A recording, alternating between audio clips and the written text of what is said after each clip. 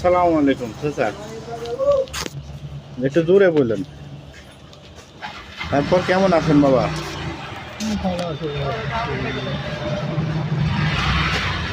কখন আসছেন মোহনপুরে, কখন আসছেন? তাই খাওয়া দাওয়া হয়েছে?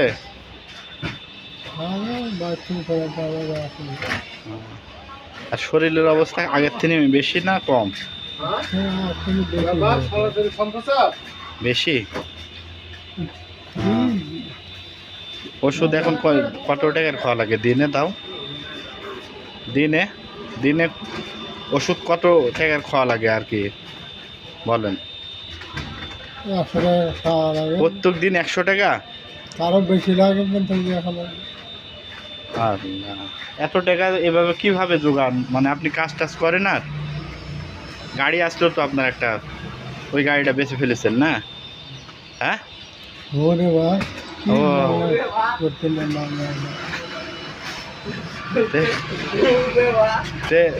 ভালো থাকেন, আপনার সাথে মেলা দিন পর সাক্ষাৎ হলো। আসেন, তাকান, একটু তাকান বাবা। ঠিক আছে, বেচারির জন্য একটু দোয়া করবেন আপনারা সবাই।